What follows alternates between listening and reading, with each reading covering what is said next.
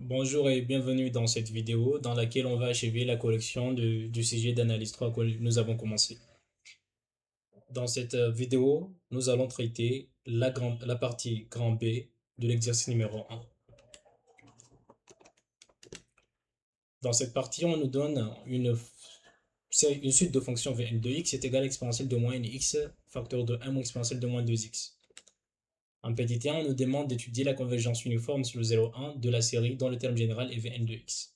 Déjà, on peut remarquer que pour x égale à 0, Vn de 0 égale à 0, et donc la limite de la suite de fonctions est égale à 0, et la série sera réduite à 0. Maintenant, pour x différent de 0, mais restant dans l'intervalle 0,1, on peut facilement calculer la somme de la série. On pourra déterminer si la série converge uniformément. En fait, ici, on a affaire à une série géométrique, et donc il est aisé de calculer la somme. On sait que la somme, n'est rien d'autre que la limite de la somme partielle. Mais cette somme partielle, c'est la somme des n grands premiers termes d'une série, d'une suite géométrique. Donc, ça sera égal à, au premier terme, donc 1 moins exponentielle de moins 2x fois exponentielle de moins x à l'absence 1. Le premier terme ici étant pour n égale à 1. Donc, on aura 1 moins exponentielle de moins 2x facteur de exponentielle de moins x fois 1 moins la raison. La raison, c'est exponentielle de moins x à la puissance grand N. Parce que entre petit 1 à grand N, il y a grand N termes sur 1 moins la raison.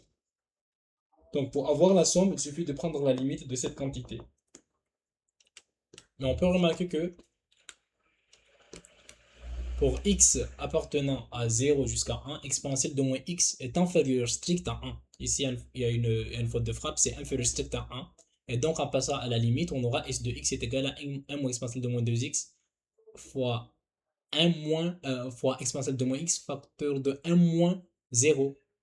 Parce que exponentielle de moins x à l'absence grand N tend vers 0. Exponentielle de moins x étant inférieur strict à 1. Donc ici, et si on regarde encore très bien, on peut remarquer que 1 moins exponentielle de moins 2x n'est rien d'autre que a carré moins b carré. Donc ça peut se factoriser en a moins b facteur de a plus b. Et on peut simplifier donc 1 moins exponentielle de moins x par 1 moins exponentielle de moins x. Et si on développe exponentielle moins x facteur de 1 plus exponentielle de moins x, on va avoir exponentielle de moins x plus exponentielle de moins 2x, ou bien exponentielle de moins 2x plus exponentielle de moins x. On a donc s de x qui est égal à 0, si x est égal à 0, exponentielle de moins 2x plus exponentielle de moins x. On remarque donc que Vn de x est contenu en 0, mais s de x n'est pas contenu en 0, parce que s de 0 égale à 0, mais la limite à gauche comme à droite de 0 est égale à 2. Donc, on peut conclure que la série de termes général et Vn de x ne converge pas uniformément sur 0,1. En ce qui concerne la question numéro 2, on nous demande de vérifier que l'intégrale de la somme est égale à la somme de l'intégrale. En réalité, si on avait une convergence uniforme, alors on aurait d'office cette égalité. Mais le fait que notre série ne converge pas uniformément, on ne peut pas savoir si cette égalité a lieu ou pas. On peut bien voir cette égalité sans que la série ne converge pas uniformément. Mais si la série convergeait uniformément, alors on saurait d'office que cette égalité est vérifiée. Donc on va calculer premièrement le terme à gauche et on va calculer le terme à droite et on va voir si on a la même valeur. Déjà, on avait déterminé la somme de cette série. Donc il suffit de calculer l'intégrale de cette somme entre 0 et 1. Ici, c'est pas compliqué. On a affaire à intégrer exponentielle de ax. Sa primitive, c'est 1 sur a exponentielle de ax. Donc, la primitive de l'exponentielle de moins 2x, ça sera moins 1 sur 2 exponentielle de moins 2x. Donc, on aura moins 1 sur 2 exponentielle de moins 2x. On fait la même chose pour l'exponentielle de moins x. On aura moins 1 exponentielle de moins x. On remplace par 1 et par 0. Donc, on aura moins 1 demi exponentielle de moins 2 moins exponentielle de moins 1. Le moins de la formule avec ces deux moins, ça sera plus 1 demi exponentielle de 0 plus exponentielle de 0, donc plus 1 demi plus 1 demi. Plus 1 demi plus 1. Donc 1 demi plus 1, ça fait 3 demi. Et on aura donc 3 demi moins 1 demi exponentielle de moins 2 moins exponentielle de moins 1. Ça, c'est le résultat de ce terme de gauche. Maintenant, on va calculer le terme à droite. Donc, on va d'abord calculer l'intégrale de 0 à 1 de Vn de x. Donc, ici, en développant exponentielle de moins x, on a encore affaire à chercher la primitive de exponentielle de ax, aucune complication. Donc la primitive de exponentielle de moins nx, c'est moins 1 sur n exponentielle de moins nx. Et la primitive de exponentielle de moins n plus 2, c'est moins 1 sur n plus 2, mais avec le moins qui est là, ça sera plus 1 sur n plus 2 exponentielle de moins n plus 2x, pris entre 0 et 1. Donc, si on remplace, on va voir qu'on a moins 1 sur n, en remplaçant par 1, on aura moins 1 sur n exponentielle de moins n fois 1, donc moins 1 sur n exponentielle de moins n, plus 1 sur n plus 2 exponentielle de moins n plus 2 fois 1.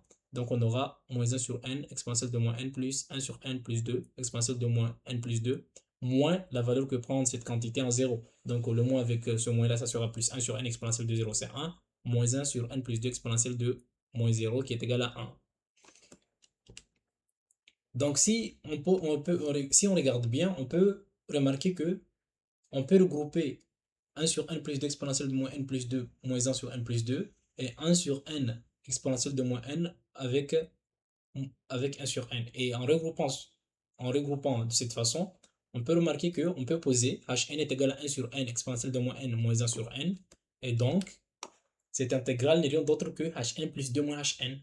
Donc, la somme partielle de cette série n'est rien d'autre que la somme, ce n'est rien d'autre qu'une somme télescopique. Ça devient une somme télescopique hn plus 2 moins hn. Comme l'écart entre hn plus 2 et hn c'est 2, au final, ce qui va rester c'est quoi? Les termes vont simplifier et ce qui va rester c'est quoi? C'est les deux derniers termes moins les deux premiers termes. Donc les deux derniers termes, ça sera les termes de rang n-1 et le terme de rang grand N. Donc le terme de rang grand N moins 1, si on remplace ici, on aura h grand N moins 1 plus 2, donc h grand N plus 1. Et le terme de rang grand N, on aura h grand N plus 2, donc h grand N plus 2. Voilà. Donc et les deux premiers termes, ça sera h1 et h2. Donc si on passe à la limite pour avoir la somme, on va remarquer que la somme n'est rien d'autre que moins h1 moins facteur de h1 plus h2. Pourquoi? Parce que h grand N tend vers 0 quand grand N tend vers plus l'infini. En effet, limite quand grand N tend vers plus l'infini de h grand N est égale à limite quand grand N tend vers plus l'infini de 1 sur grand N exponentielle de n moins 1 sur grand N.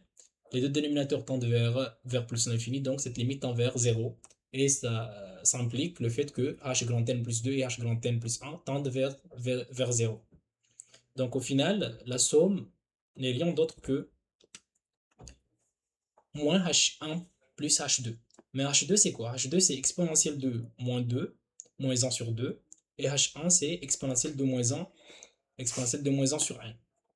Donc si on remplace ici, on va avoir moins, parenthèse, exponentielle de moins 2 sur 2 moins 1 demi qui est h2, moins, plus exponentielle plus h1, donc plus exponentielle de moins 1, moins 1. Donc on aura moins 1 demi, ça fait moins 3 demi. Avec le moins qui est en facteur ici, ça deviendra plus 3 demi, donc 3 demi. Et on aura moins exponentielle de moins 2 sur 2 et moins 1.